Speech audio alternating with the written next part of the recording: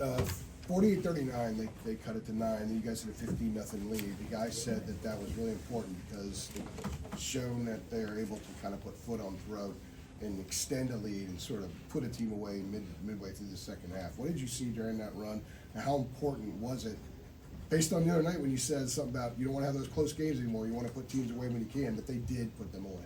Well, I thought the key in the second half in particular was Seth, Jay Witt, Jay Wash, and Ben. I just felt that Seth was off the chart. His energy, effort, attention to detail, he was all over the place. He was getting rebounds, deflections, steals, running in transition, scoring at the basket, passing, just his overall activity on both ends of the floor just made winning plays everywhere. And those other three that I mentioned, and I just felt like that was the huge key for us to be able to extend the lead in the second half was just their energy and their effort.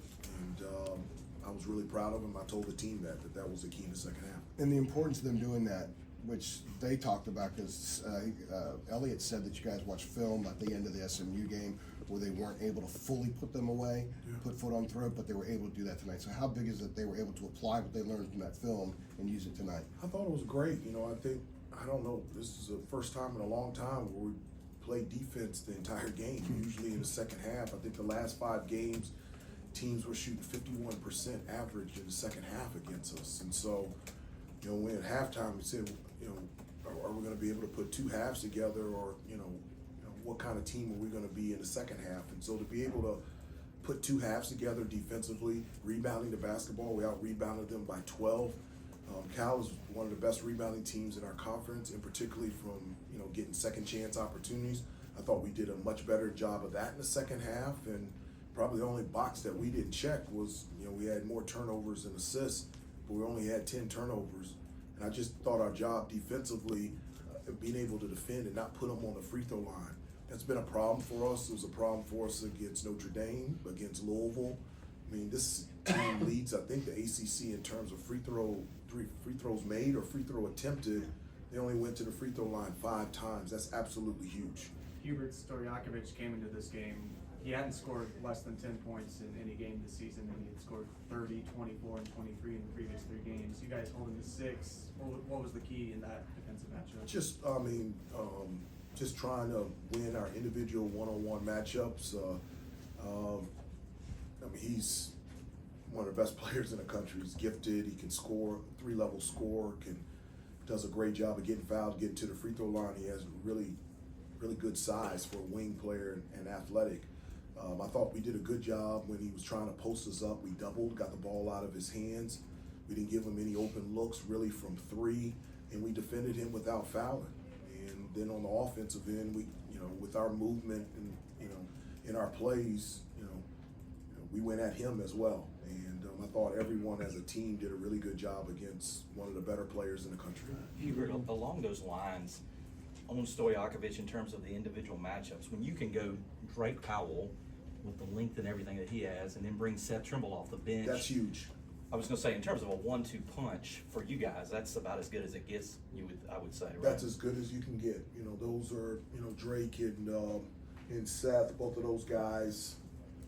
You know, they're just gifted athletically, especially on the defensive end. And so, you know, to have those 2 guys on them, and then put a third one with Jay Witt, who has length and athleticism. Now you have something. And so that's also something that we have talked about is, you know, leading scorers coming in. You know, we want to do a good job on them defensively. You know, in the past, you know, teams leading scorers, they lead the team in scoring.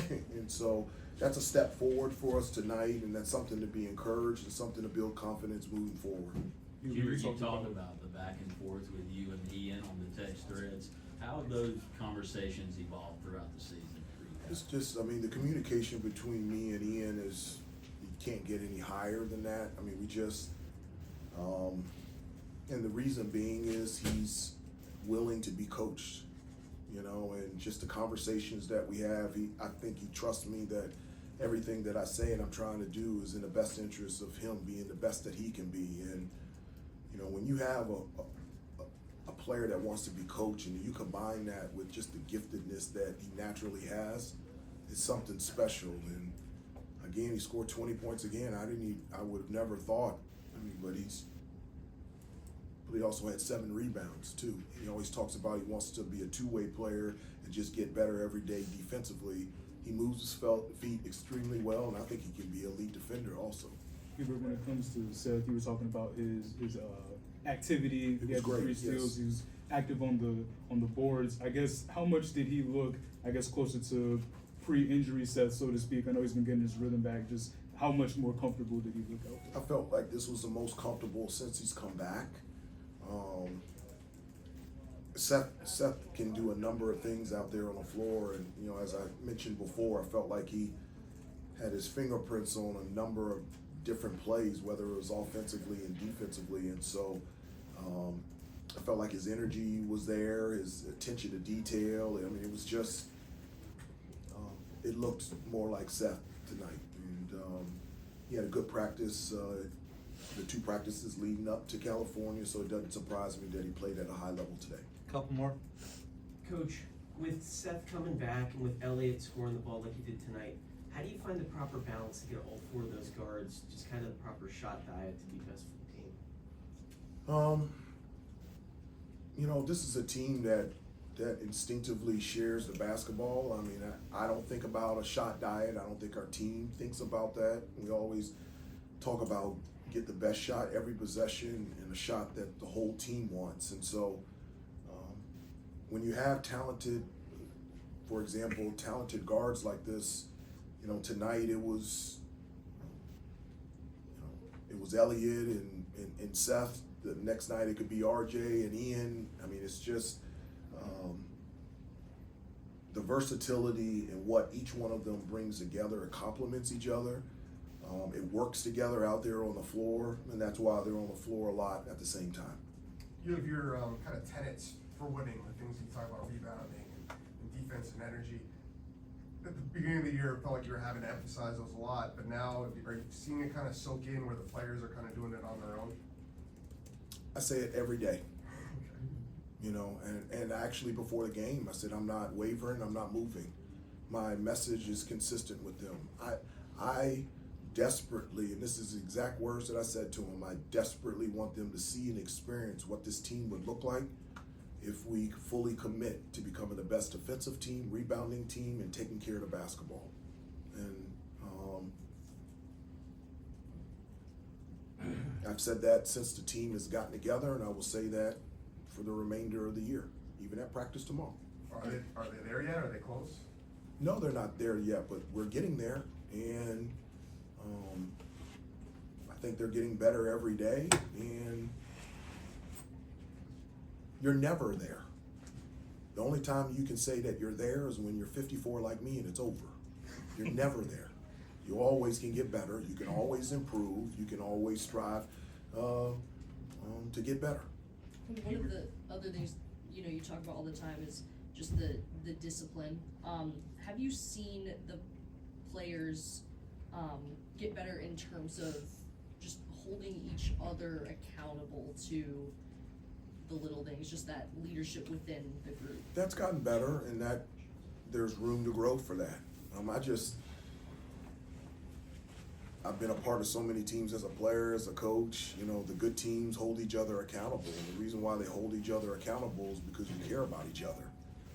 One of the things I always tell them, I said, you should be worried as a player if a coach never says anything to you.